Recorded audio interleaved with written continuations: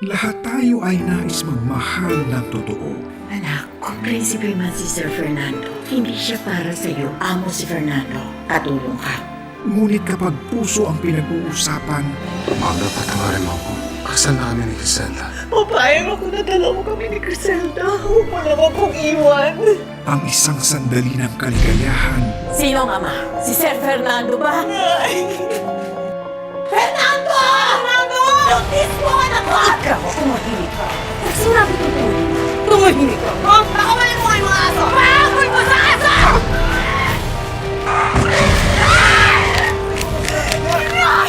hinagpis ang magiging kabayaran. Magda, saan mo gustong ilagay itong mga bulaklak? Walang hiya kayo mga pera kayo! Dahil sa ginawa mo sa mukha ko, ha? Gusto ko, dahan-dahan din ang pagganti ko sa'yo. Ipapapatay ko si Magda kasama ang anak nila ni Fernando. Walang kinalaman ng bata dito, ha? Sige, pero ang tuloy mo. Ano gagawin mo? Wala ka na! Griselda! Asan ang anak ko? Asan dito? Bilin! Mula ngayon, tatawagin natin siyang Olivia.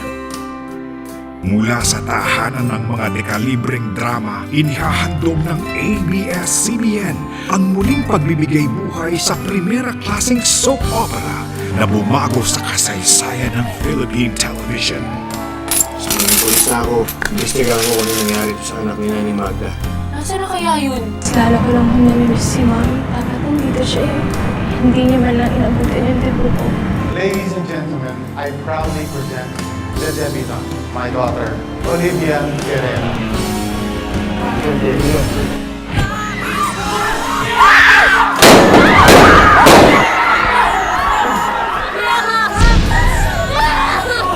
Hello ma'am, nasa loob na ng drum, Olivia. Yan yun. Tulungan natin. Bilis, kuya! Bilis! Ayun! Habulin natin!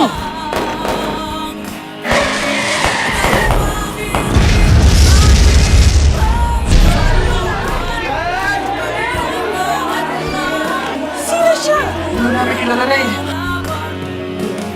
Nasaan ako? Mga anak ko, nagligtas sa'yo. Ano nga pala yung pangalan? Via. Ah, Bia! Ano na nga ba ulit yung buong pangalan mo? Olivia po. Olivia Pereira. Mula sa kasinungalingan, mula sa kapahamakan, mula sa kasamaan, ipagtatanggol ang pag-iibigang mula sa puso. Ngayong Lunes na, bago mag-TV Patrol.